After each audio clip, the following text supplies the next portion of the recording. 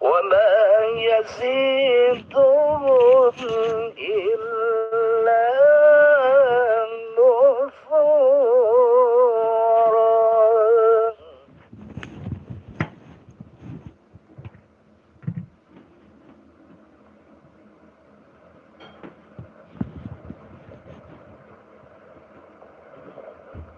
قل لو كان معه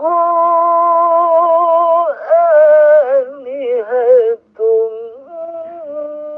كما يقولون.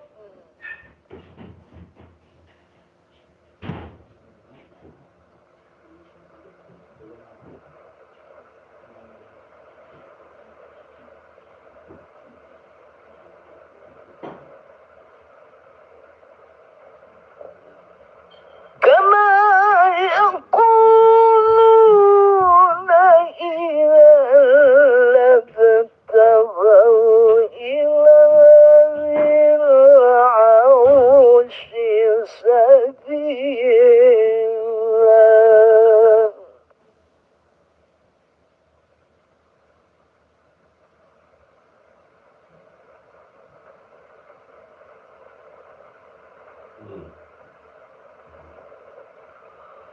سبحانه وتعالى عما يقولون علوا كبيرا.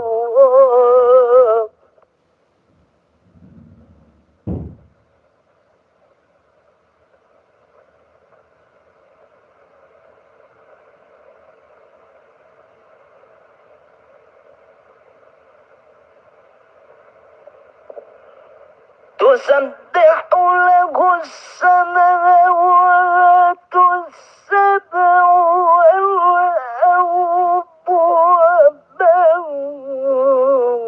فيهن.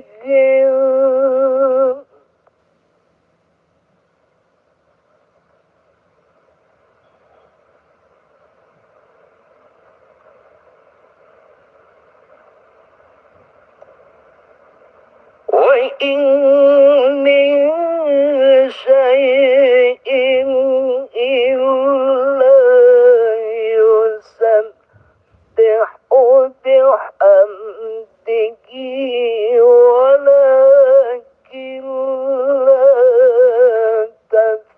تفقهون تسبيحهم.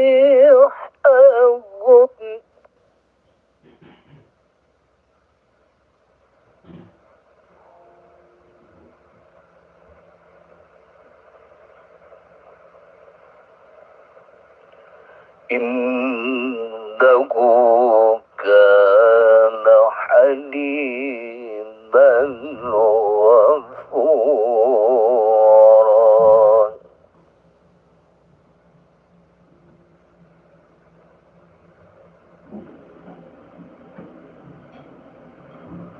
وإذا قرأت القرآن جعلنا بينك وبين الذين لا يؤمنون بالآخرة حجابا مستورا.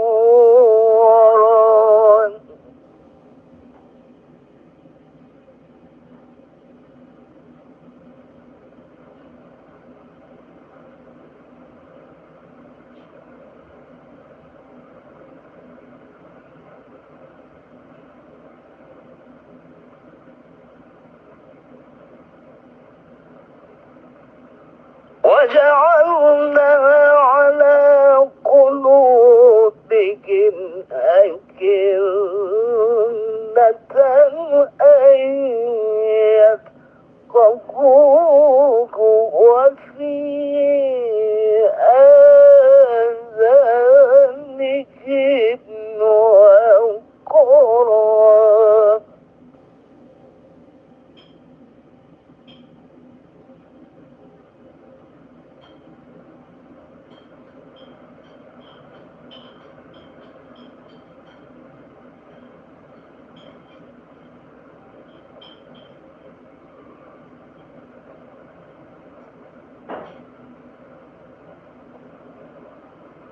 وإذا ذكرت ربك في القرآن وحده ولوا على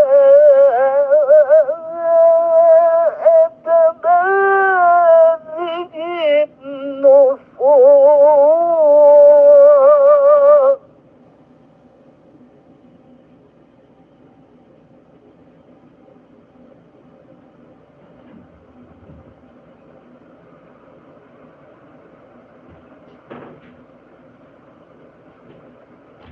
نحن أعلم بما يستمعون به إذ يستمعون إليك.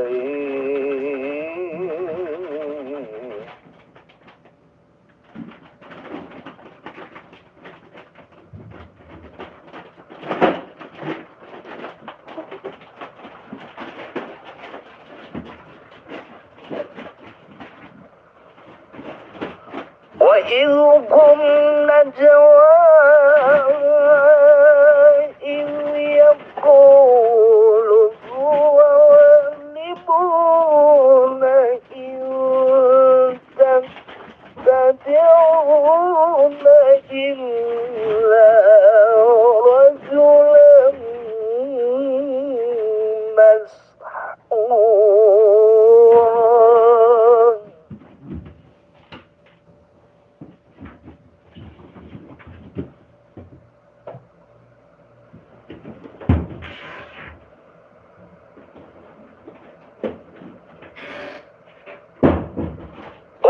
انظر كيف ضربوا لك الأمثال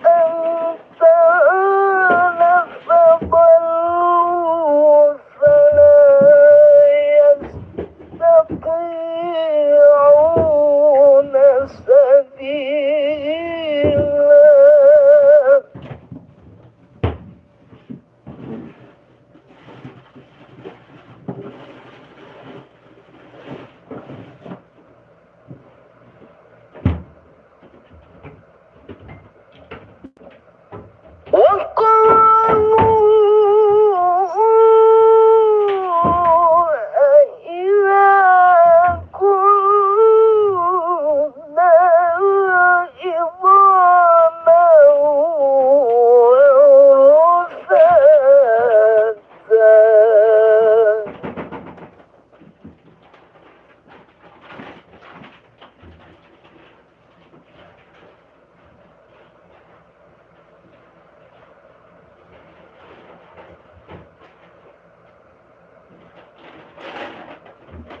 ورفاتا أئنا لمبعوثون خلقا جديدا.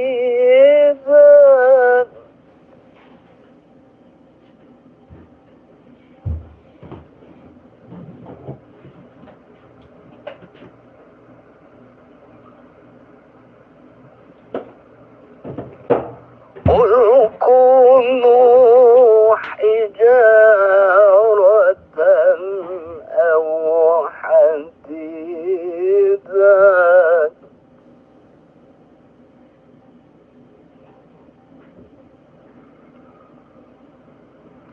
أو خلقا مما يكبر في صدوركم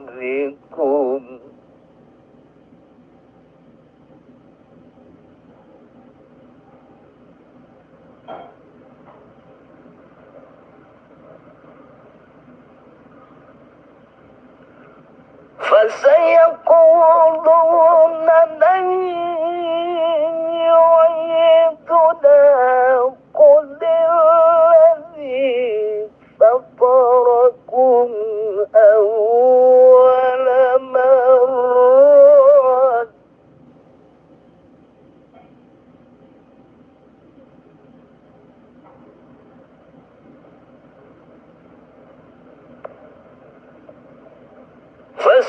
فسينغضون إليك رؤوسهم ويقولون متى هو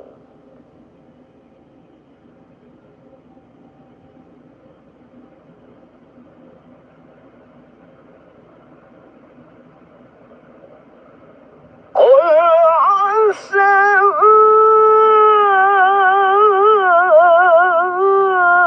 أن يكون قريبا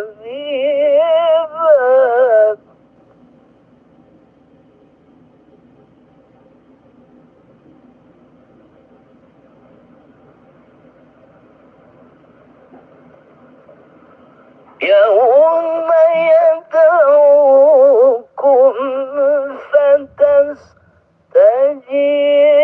فتستجيبون بحمده وتظنون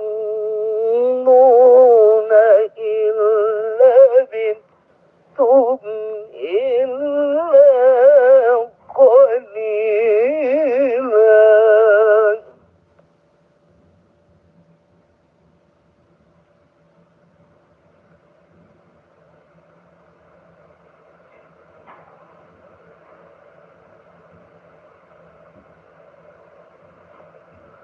وقل لعبادي يقولوا التي هي أحسن إن الشيطان ينزغ بينهم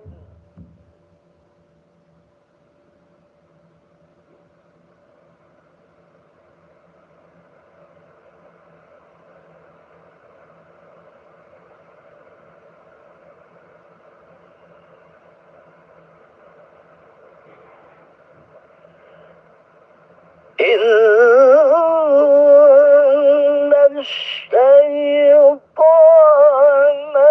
كان للإنسان عدوا مبينا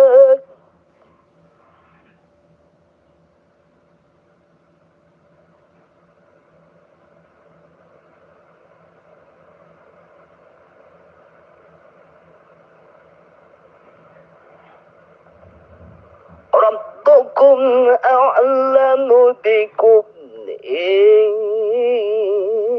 يشاء يرحمكم أو إن يشاء يعذبكم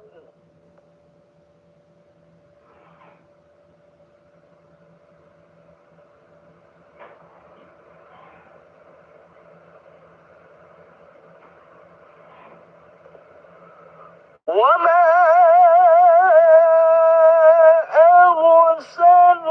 أرسلناك عليهم وكيلا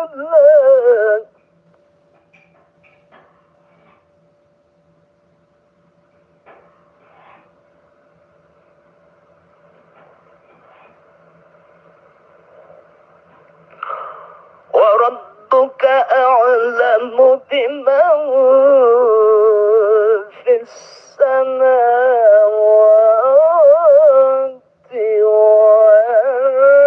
والأرض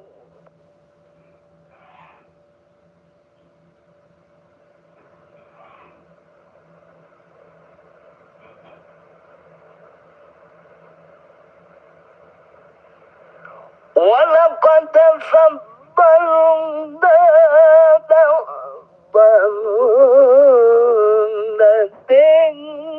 النبيين على بعض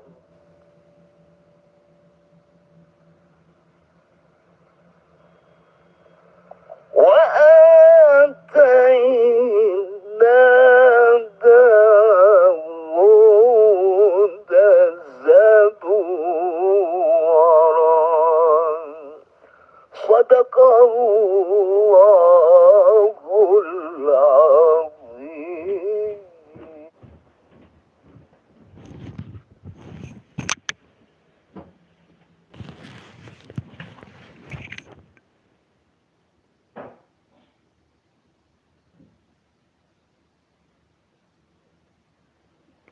نزل به الروح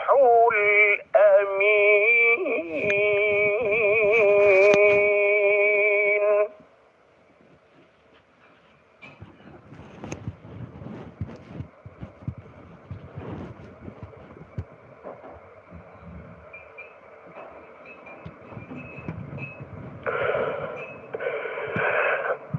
على قلبك لتكون من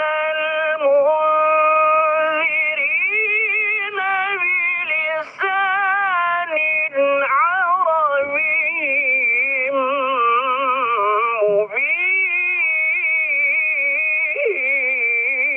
مبين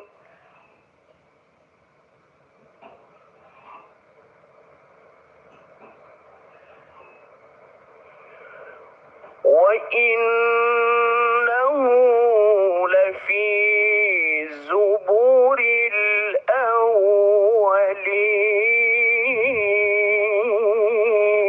الأولين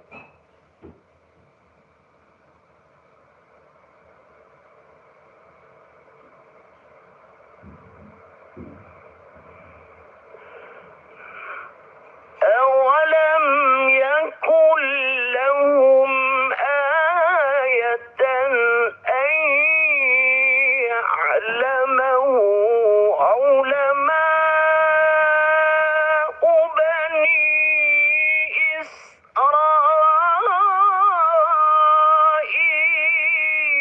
إسرائيل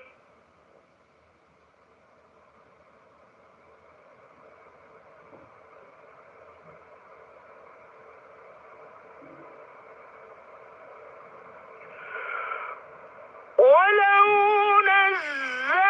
نزلناه على بعض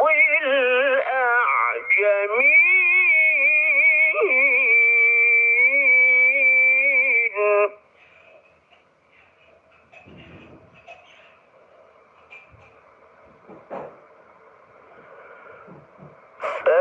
فقرأه عليهم ما كانوا به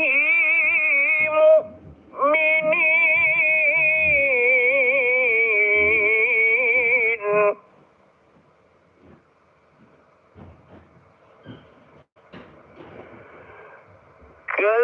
كذلك سلكناه في قلوب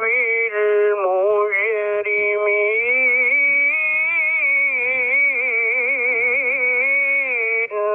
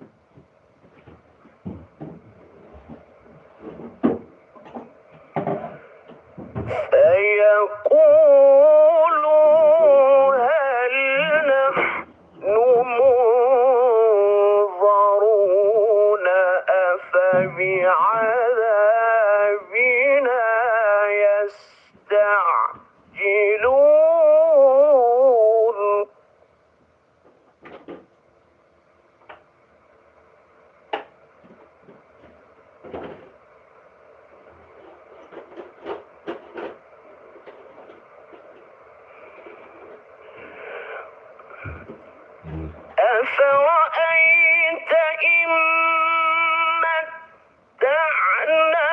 متعناهم سنين ثم جاءهم ما كانوا يوعزون ما أغنى عنهم ما كانوا يمتعون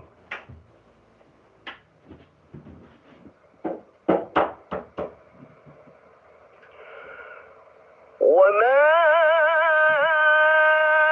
أهلكنا من قرية إلا لها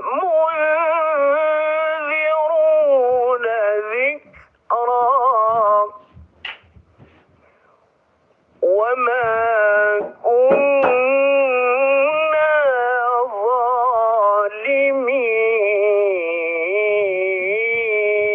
ظالمين صدق الله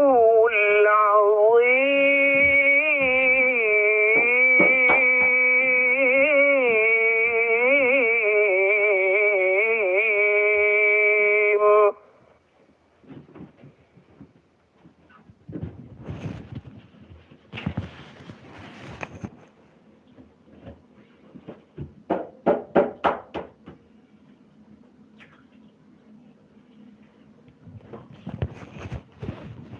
بسم الله الرحمن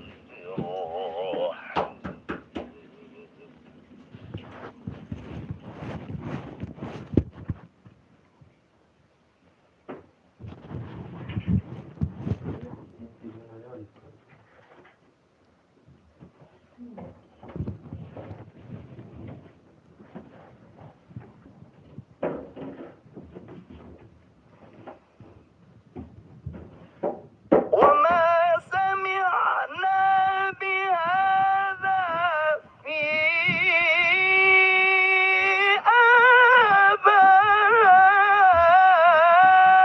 آبائنا الأولين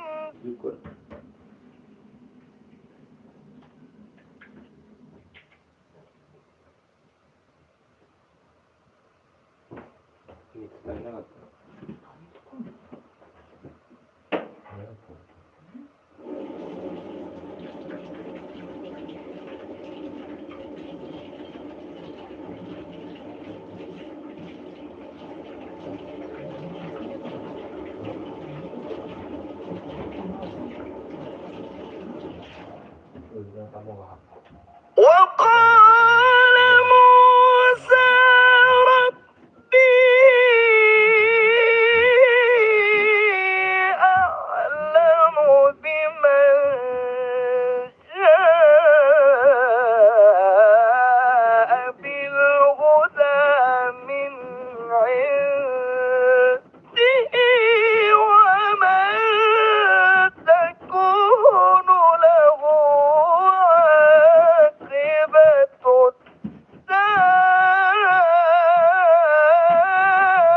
الدار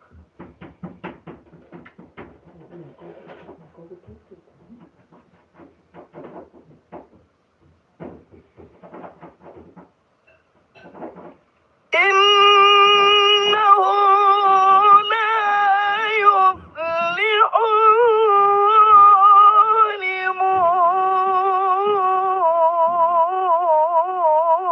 الظالمون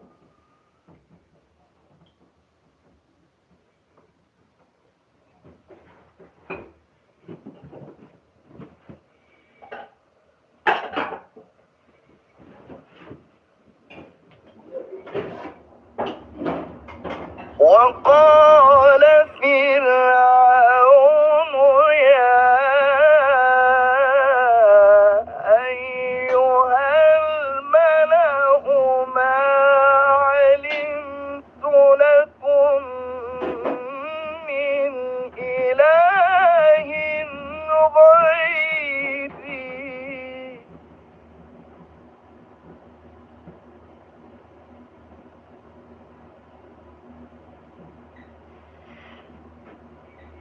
فأوقد لي يا هامان على الطين فاجعل لي صرحا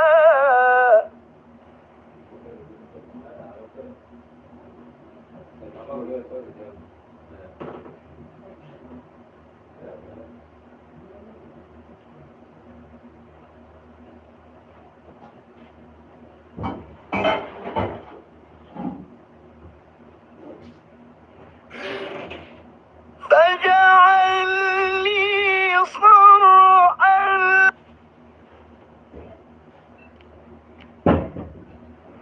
أطلع إلى إله موسى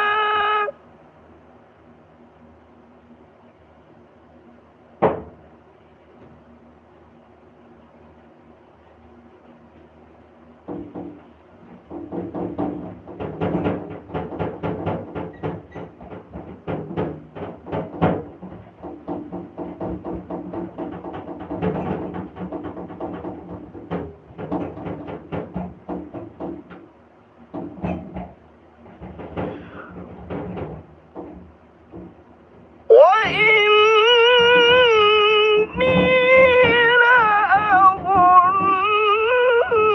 لأظنه من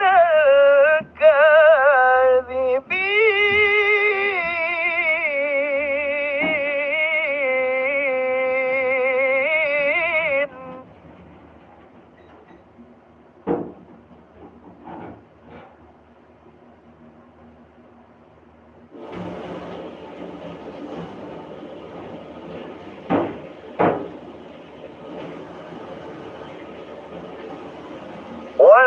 واستكبر هو وجنوده في الأرض بغير الحق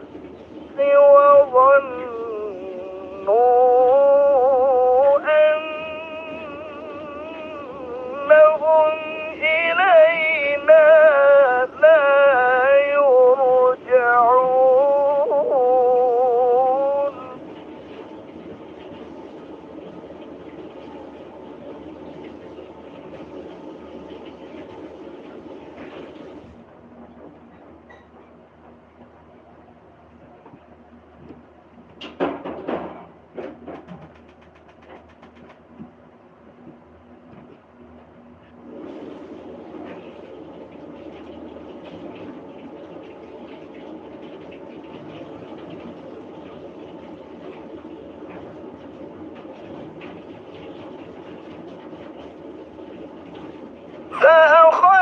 فأخذناه وجنوده فنبذناهم في اليم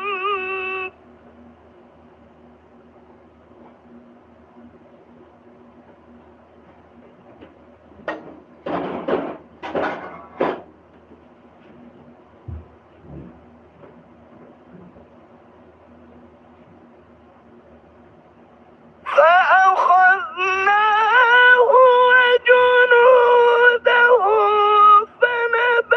فنبذناهم في اليم فانظر كيف كان عاقبة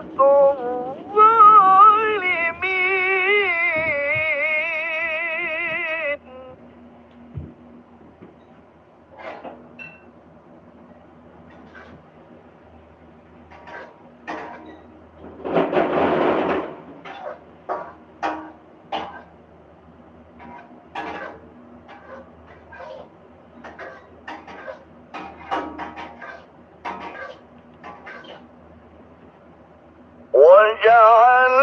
وجعلناهم أئمة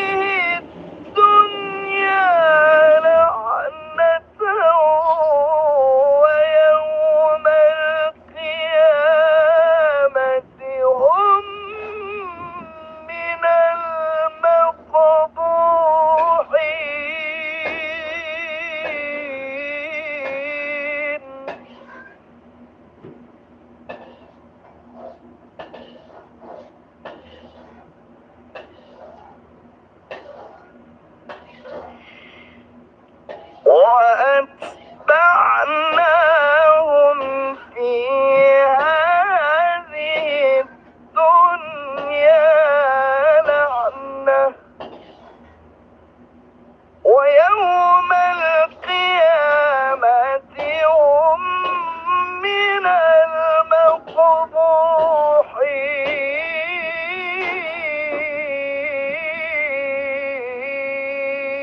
المقبوحين. صدق الله العظيم.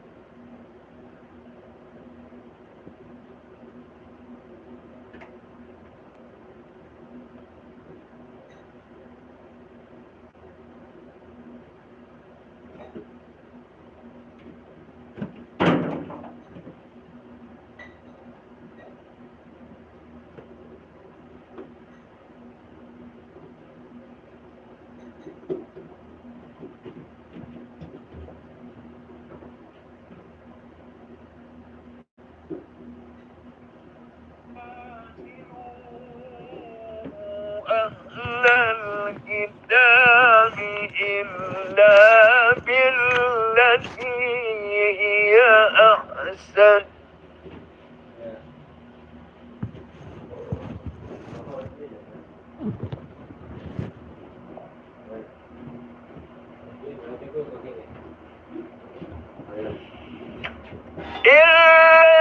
الذين ظلموا منهم وقولوا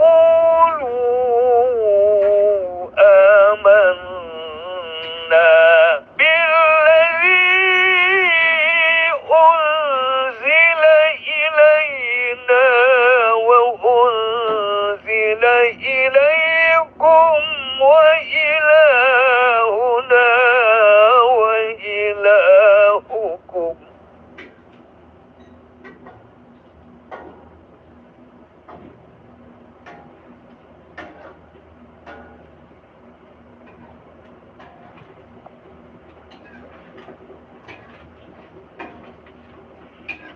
وأنزل إليكم وإلهنا وإلهكم واحد ونحن له مسلمون.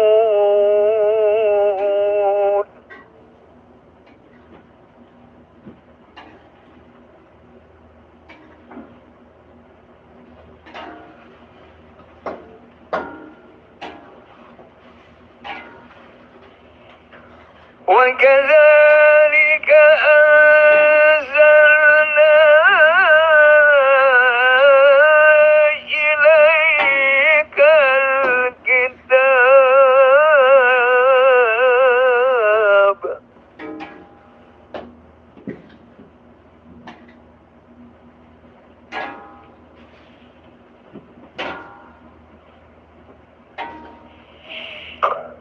فالذين آتيناهم الكتاب يؤمنون به ومن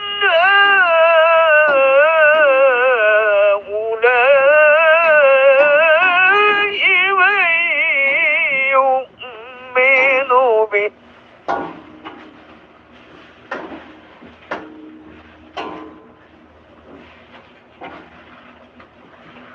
وما يجحد بآياتنا إلا الكافرون.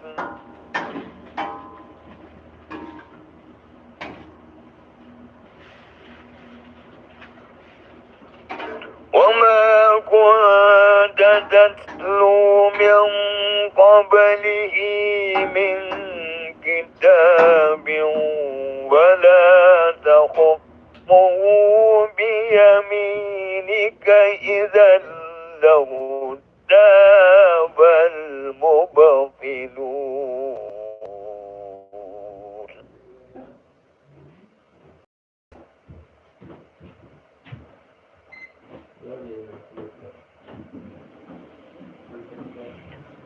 بل هو آيات بينات في صدور الذين أوتوا العلم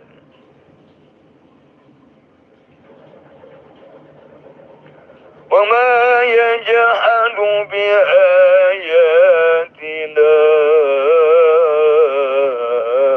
إلا الظالمون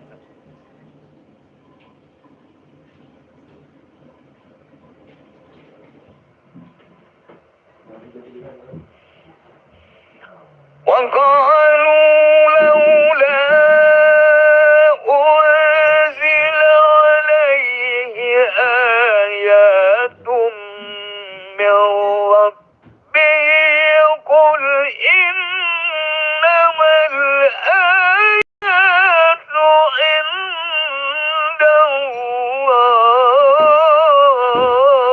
الله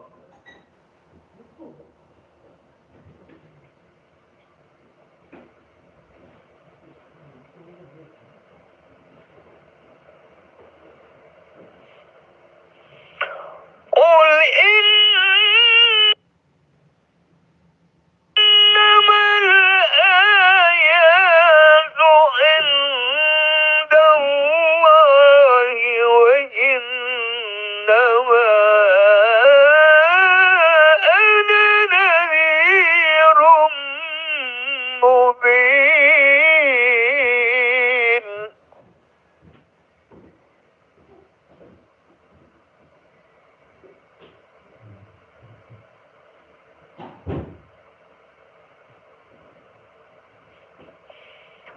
أولم يكفهم أنا أنزلنا عليك الكتاب يتلى عليهم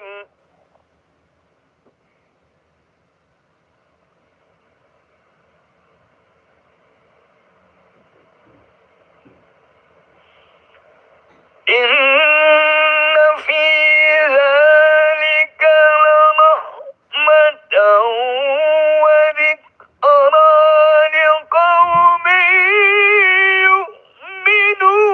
يؤمنون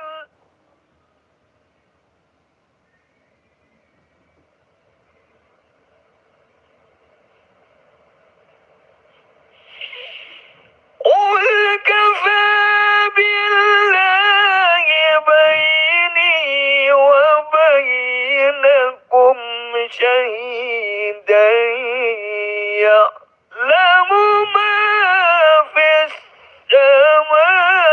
السماوات والأرض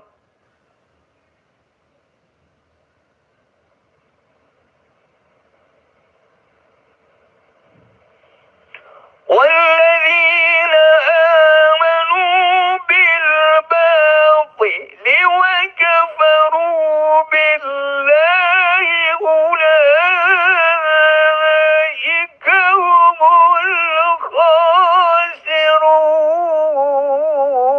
الخاسرون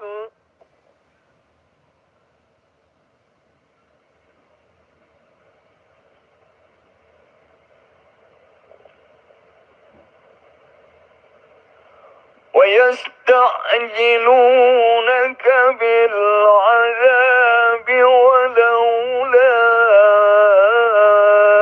أجل مسمى لجاءهم العذاب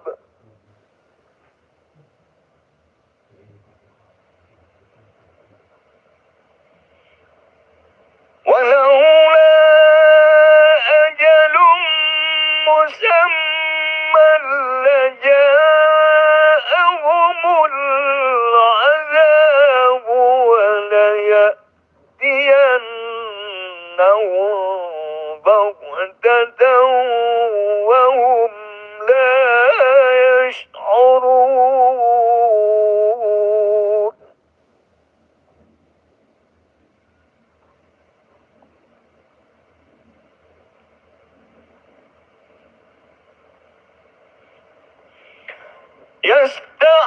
يستعجلونك بالعذاب وإن جهنم لمحيطة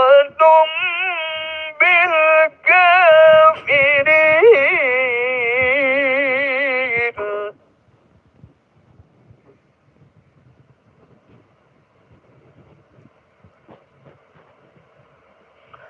يوم يغشاهم العذاب من فوقهم ومن تحت أرجلهم ويقول ذوقوا ما كنتم تكفرون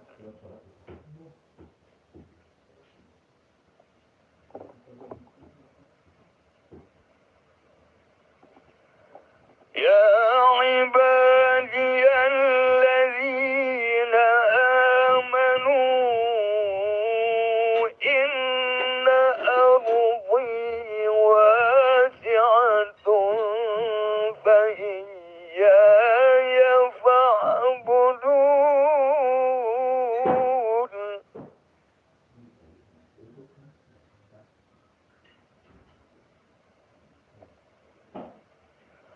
كل نفس ذائقة الموت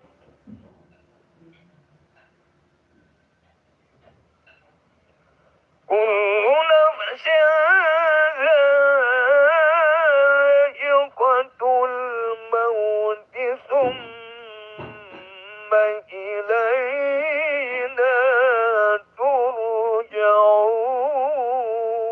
ترجعون صدق الله العظيم.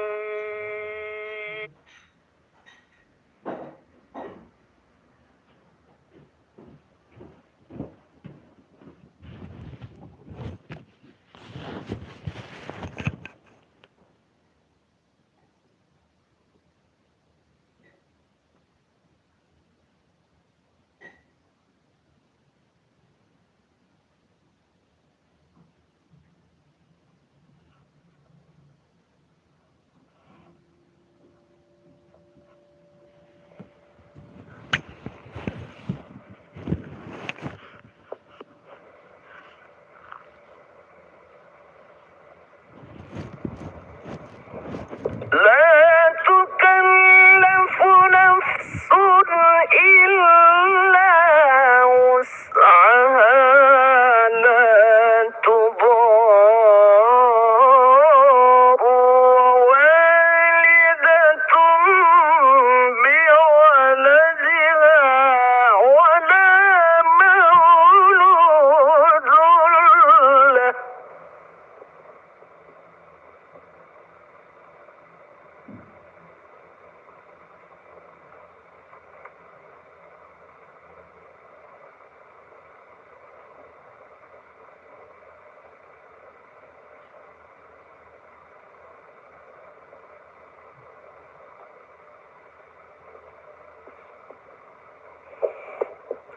لا تضار والدة بولدها ولا مولود له بولده وعلى الوارث مثل ذلك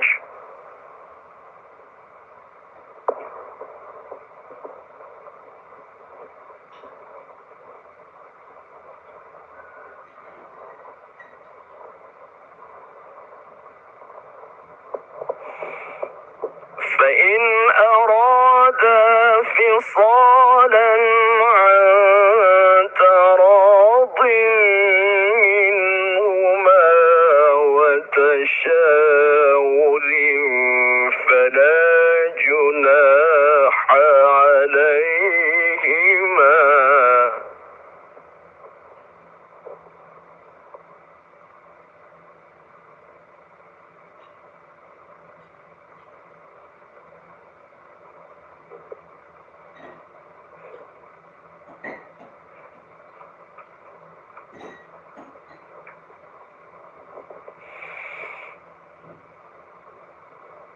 وإن أردتم أن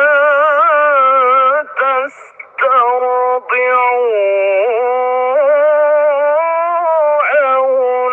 أولادكم فلا جناح عليكم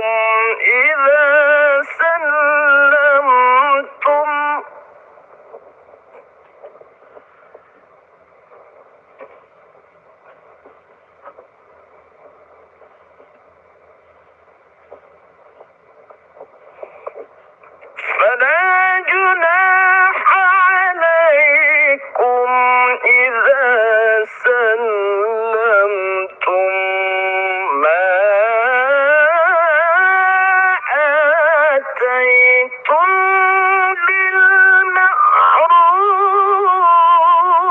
بالمعروف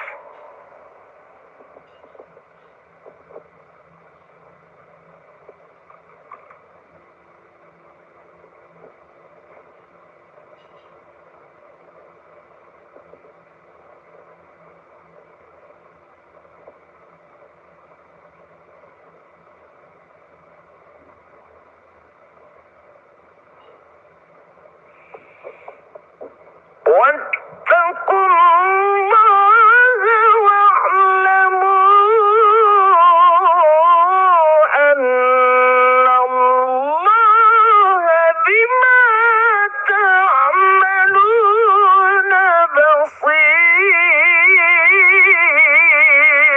بصير.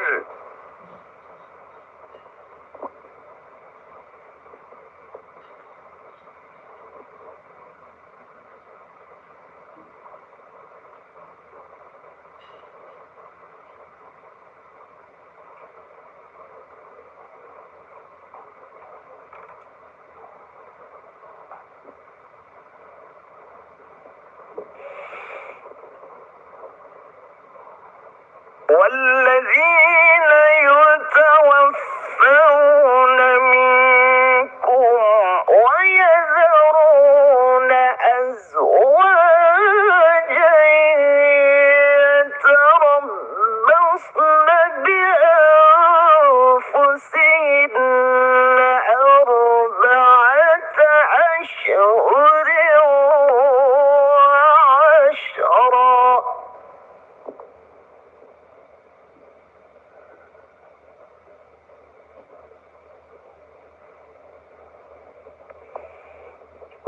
فإذا بلغن أجلهن فلا جناح عليكم فيما فعلن في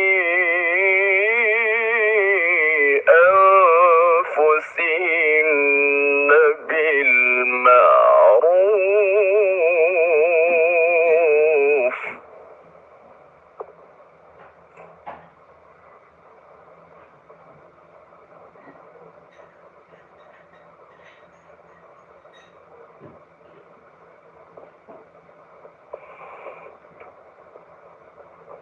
والله بما تعملون خبير.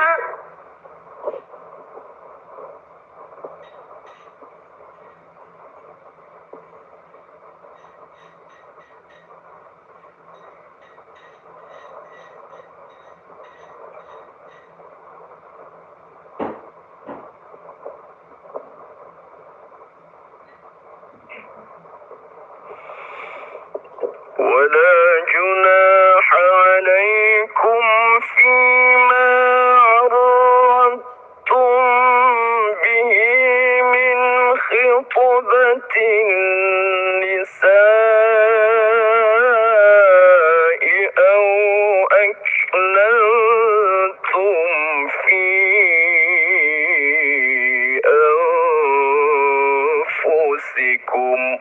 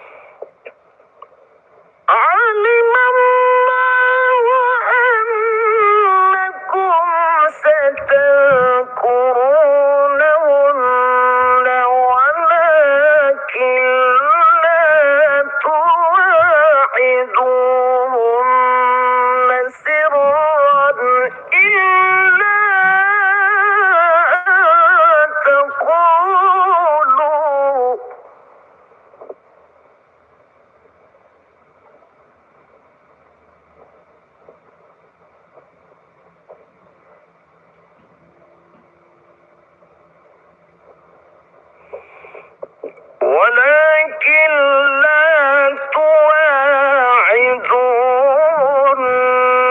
سرا إلا أن تقولوا قولا معروفا.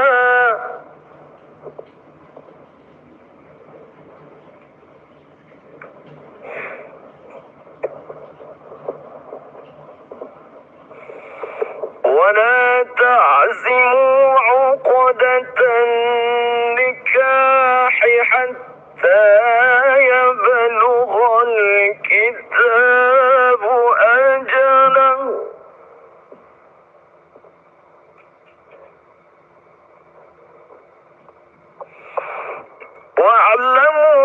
واعلموا أن الله يعلم ما في أنفسكم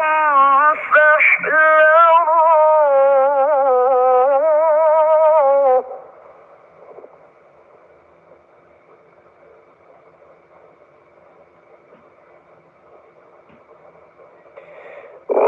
واعلموا أن الله غفور حليم.